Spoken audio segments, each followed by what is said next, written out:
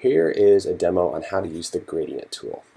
Okay, let's start with an empty color here. Let's start with green, and let's get a rectangle, or any shape will do just fine. So click the rectangle right here, and we'll make our rectangle the whole size of this page. Now, I have my smart guides on with Command U. You can press Command U again to turn those off, but I'm going to use them for just a little while now. I'll click and drag, that way I get a full shape all the way to the size of my artboard. Okay, now I'm going to turn those off, and if you see that, you see these keyboard hints down at the bottom. I've turned those keyboard hints on to help you with the shortcuts and hopefully help you see what keys I'm pressing to make yourselves more proficient in Illustrator.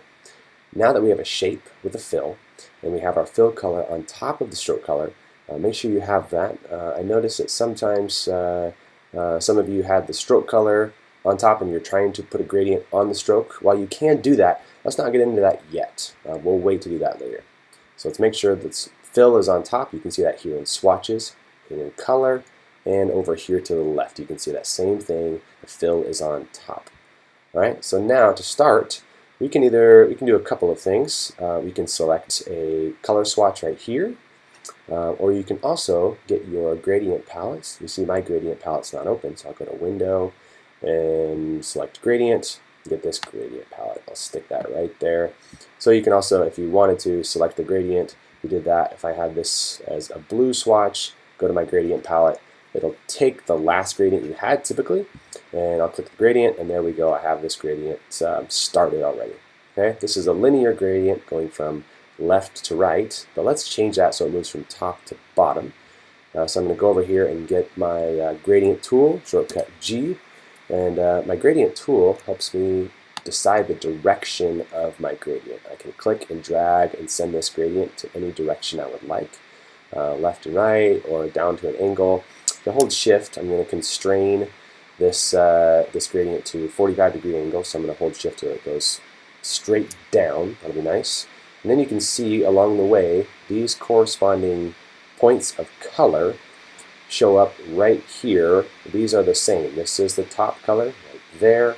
This is the next color right here, and those are the next few colors in the bottom color right there. If you want to simplify your colors, you can always click and drag to remove one of those colors, and you can change how those colors blend by clicking and sliding them along this line. Then you can also change how those colors blend together in pairs by clicking and sliding these triangles right here, these diamonds. That's not a triangle.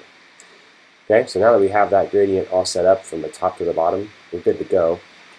Okay, and let me show you for the flat landscape that we did. I'll review how to make a gradient for an oval, or for an ellipse right here. Since we already have our gradient selected, I'm guessing it should just show up within our circle. And again, I'm holding Shift Option to grow my circle and make it large from the middle here. Yeah, and so we had our gradient selected, so our fill is already selected, which it'll go to our next object here, so we see that. I'll press V to go back to the black arrow right here. Always press V or A, V for the black arrow, A for the white arrow. Press those all the time to get back to those arrows. Okay, so now I have this circle, but I want the gradient to go from the inside to the outside, so let's change this gradient from a linear gradient to a radial gradient. So I'll click on that. I have my radial gradient right here, and in the picture it shows a simplified version. I'll drag that off there of this gradient here, with yellow being largely in the middle and then kind of fading out to red. Okay, and I think the gradient in the picture goes from purple to orange to kind of a light peach color. Okay, but that's how you make a radial gradient right there. Then lastly, for the shine of the sun, well, now I better fix this because this is just going to bug me if I don't fix that. You can also double click on colors and it'll open up the color palette. You can change that color right here. Let's see, let's leave that one orange. I'll just drop this one off for now so you can, this looks closer to what you guys were looking at on the picture. Okay, all right, that's closer. Not quite the same, but it's very close. Now to create this gradient, we have it fading from yellow to orange to kind of a red color. Now we'll do this tricky process here. It's a bit complex, but watch here in the color palette, or the layers palette. I will press Command C. Right here you see the keyboard hint, Command C to copy the layer, then Command F And watch, it's going to paste right in front. You'll see it right here. Paste right in front. Boom, there it is. Now I'll press Command left bracket to move it down one layer, and that layer is still selected as indicated by the blue marker right here.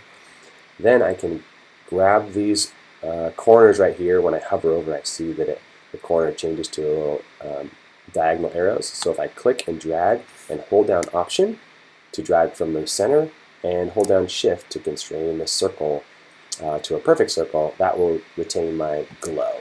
Okay, and now you can see it's behind. This is in front, this is behind. If this outside circle is in front, it would look like this, but if it's behind, it looks like this.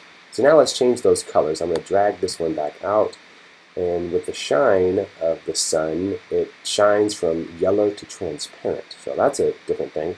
So we have this yellow color selected. We want to choose another yellow color here on the end, and then we scroll down to opacity, change the opacity to 0 so that the color changes from the very middle behind this, from yellow all the way to transparent 0. Okay, and you can see the line is, I don't know, it's a bit harsh right there. I could dial this in just a little bit and then tweak this back a little bit more. I could even move this up to create a little stronger yellow around the edge. Click off there, and that looks okay. Looks really nice. Looks like the sun in the image, and that's how you change the transparency from a solid color to 100%. You could do that at any point along the line by changing the opacity of that, but that's how you use the gradient tool here, by using those shortcuts, copying and pasting in front, and then using the gradient tool here on the left, which differs slightly from the gradient drawer over here with all these gradient options. Okay? And remember, one nice thing with the gradient, if I have a color set up over here, let's change this color to blue. If I have my gradient selected right here and I click on the gradient menu, and just like you are color dropping from the image that we are trying to replicate, if I have my gradient selected and you have one of your colors selected, let's select this one right here, then you click the eyedropper or the color picker. Now your color picker little eyedropper appears on screen right here, and if you color pick any color, it will add that color to your gradient. Okay? That does not look like a picture, but you get the idea. Okay? Then deselect that so it's not dark gray. That's selected. Okay, and you can pick any color you would like. You can pick gray. You can pick this color. You can pick this color in here. Actually, probably orange would be pretty close. So there you go. Grabs any color on screen. So use that color picker, or double click into that color and you have your swatches. You have color right here. You can dial that in, or you have your color picker right there as well. Two options. All right, there you go.